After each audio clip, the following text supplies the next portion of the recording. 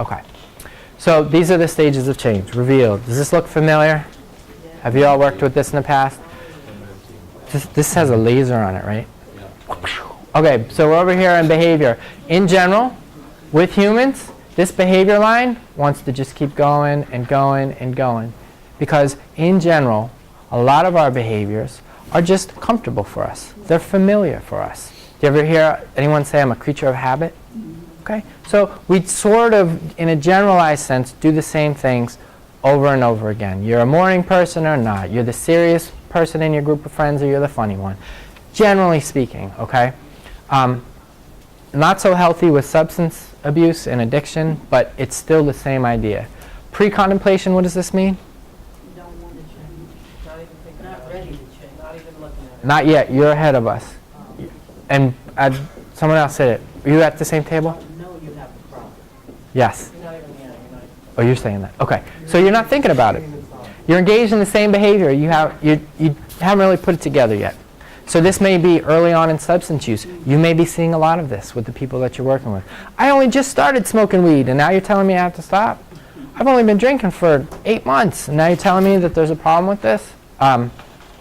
So people need to get to contemplation, which is looking at it, thinking about it. Pros and cons.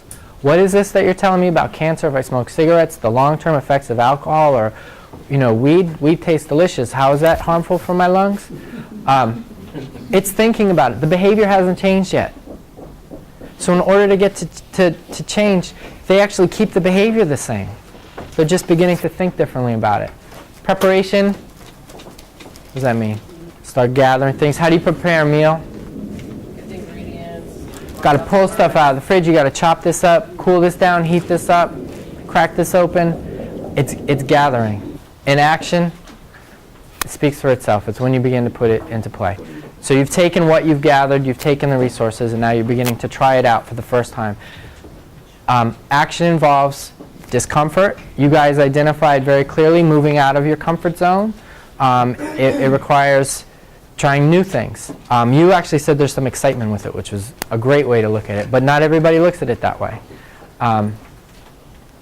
Over time, these behaviors may become more familiar, in which case we move into maintenance, and over time, maintenance ends up being behavior change. Maintenance is when this behavior is now part of my repertoire, is part of my familiarity now.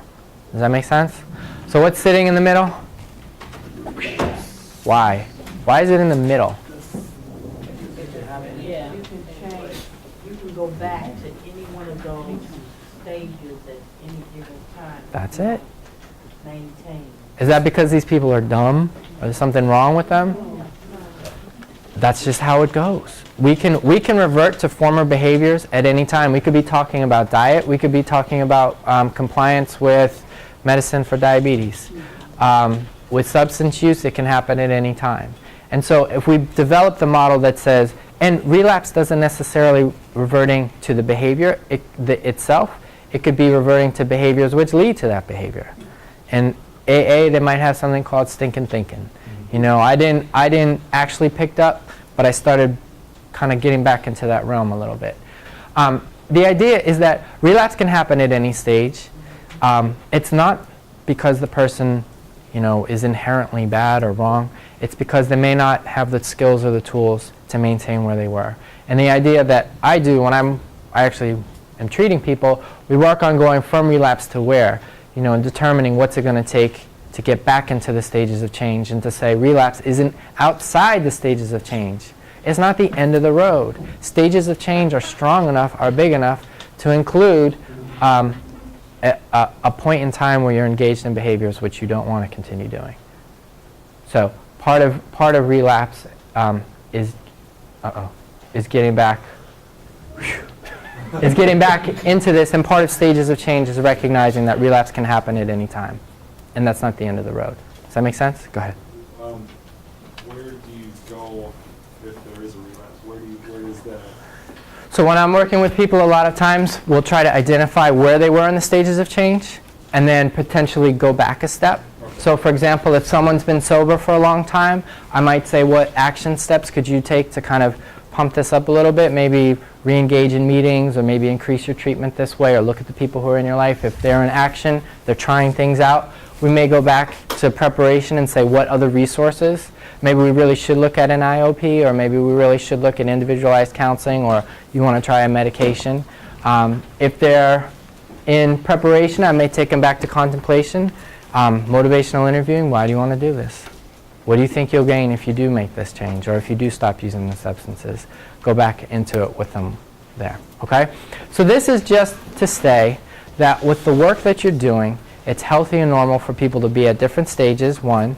2, they need to work through different stages. And 3, they can't jump from behavior to behavior change automatically.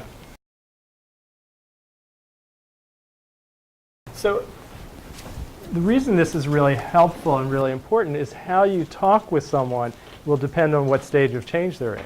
Just to always keep so that if you have in your mind, what stage someone's in, you're going to talk with them very differently. If someone's doing a lot of drinking, let's say, and is in pre-contemplation, doesn't see it as a problem, you're not going to suggest they go to an AA meeting, because you might as well tell them to go to the moon.